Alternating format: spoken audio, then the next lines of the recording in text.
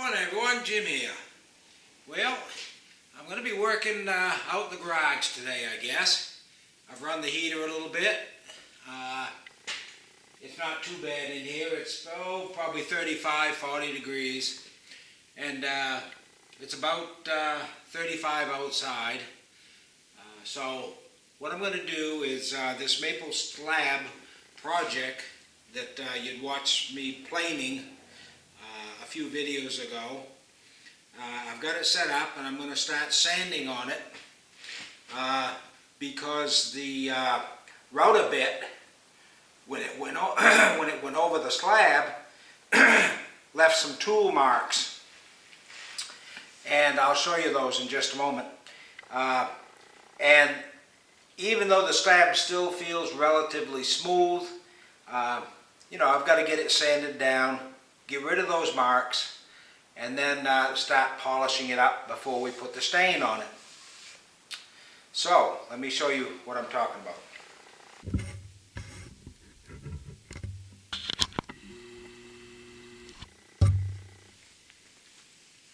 Okay, so I think you can see these lines. That was the router bit when it was going through flattening out this slab. And very, very difficult to even feel it. They're that close. And yet they're far enough apart that they're obvious. So what I'm going to do is start sanding. I'm using 40 grit to start with. And I've done just a little piece here. And it looks like it might take a little bit, but it is getting rid of the marks. I can still see them just vaguely. I'd like to get rid of those marks completely and then move up to 80 grit and maybe 120 and really get it smooth. So stay tuned. I'm going to proceed here in a moment.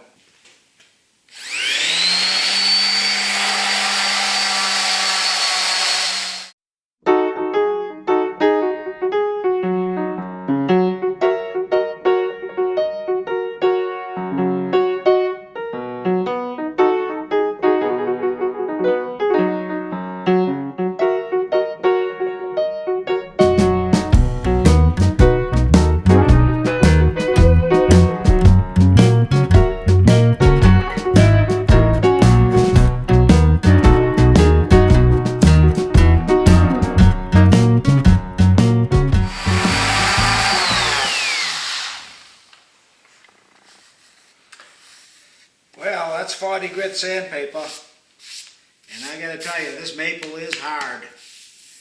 It's doing the trick, but it's taking time. So we'll continue.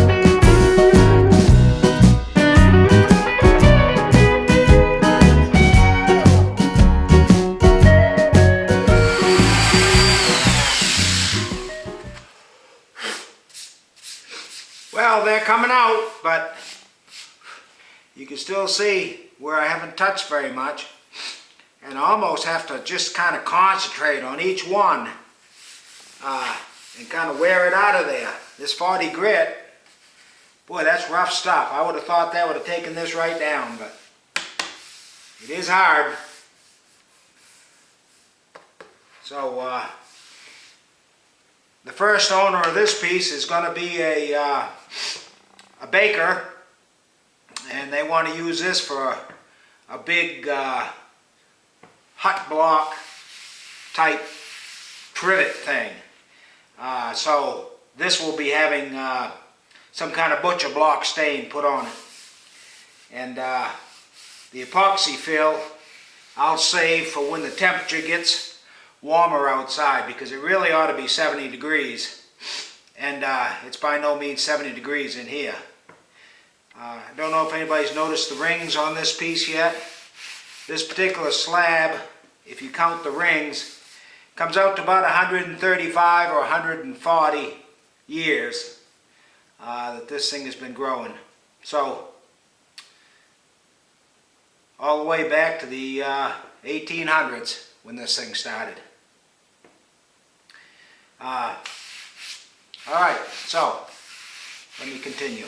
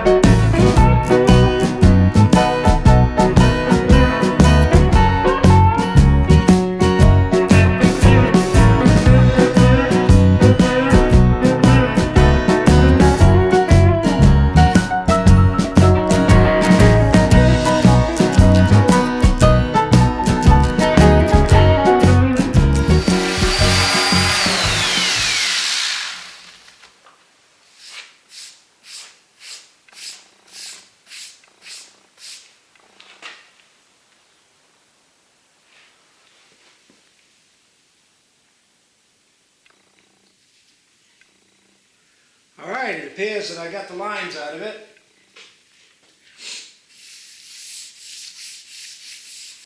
Alright, so after about 3 hours of sanding, 1 hour on the other side and 2 hours on this side, it's about as smooth as a baby's you know what. Got some nice spalting in it. So my customer that wants this simply wants a little butcher block stain on it. She has a shop where she prepares soups, chowders. She's also got some gifts in her shop and stuff like that. So this ought to be rustic enough for her. So I'm going to blow it off and apply some stain.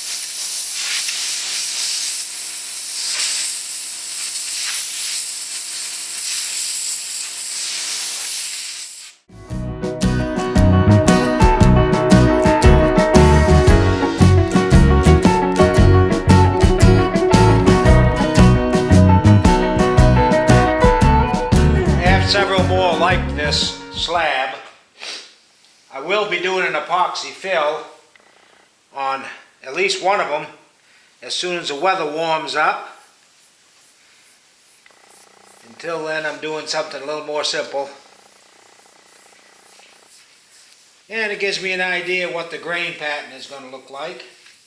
I hope you can see this in the camera. Got a lot of nice spalting around here. A nice spalted edge here too. Not sure if the camera is picking that up, but I can imagine if I use epoxy next time. And when I do use the epoxy, I want to fill this in and probably do some blue. And I'll excavate a couple of these cracks and do some blue. But in order to do that, it really ought to be up around 70 degrees. And my garage right now it might be 50. So I'm not ready to do the epoxy yet. Stuff's quite expensive. And I don't want to put that much money into epoxy and then waste it. So this will be a first attempt, just using some butcher block stain, and this has to go on and dry for a bit, and then this is sanded off. I think she'll like it.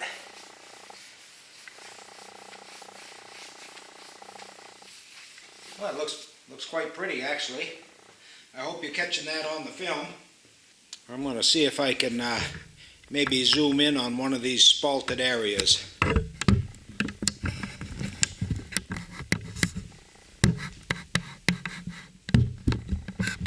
So you can get a little better idea.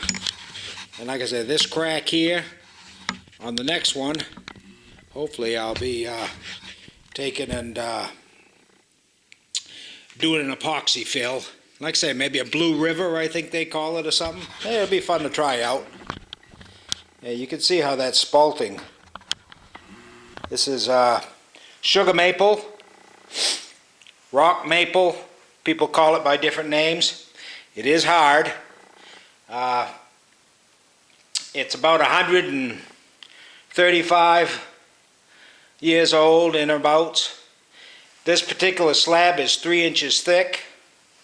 And it measures just about 22 inches wide and about 28 inches long. So I think that'll be a perfect gift.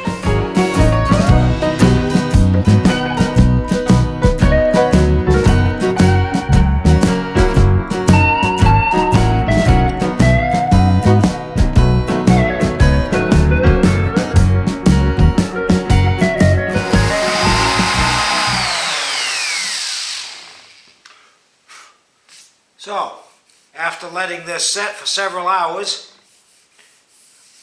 I'm scuffing it up again, and we'll put more finish on it.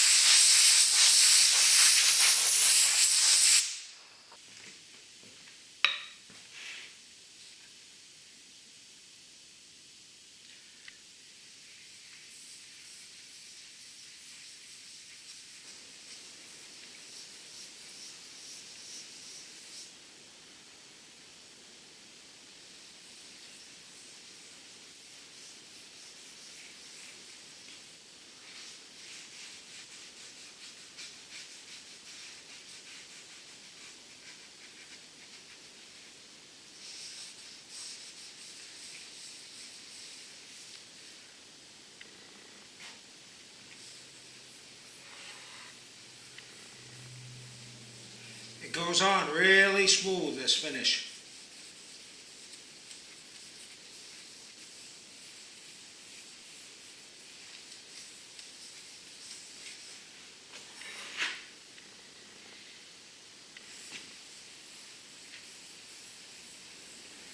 I'm going to sand it at least one more time, I think, once this finish here soaks in. I'll let this one soak in and give it one more after this.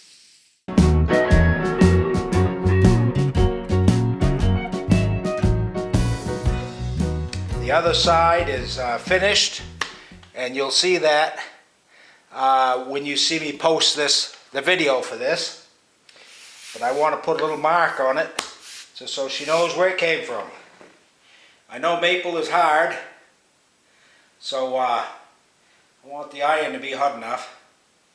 One of the things I think I observed somebody doing online, when they had done an item, they sanded it a little bit, and the sanding took away any smoke and just left the burn marks. Made it a lot more, it stood out more.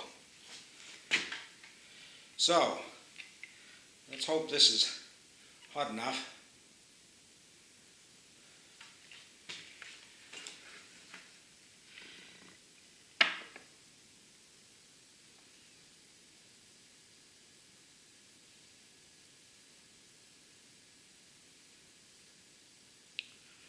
Five, 6, 7, 8, 9, 10.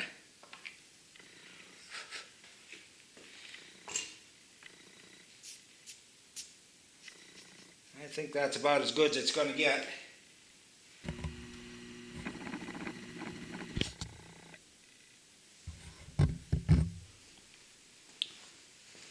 I think that'll be good. Yeah. I'm going to leave it just the way it is. Awesome.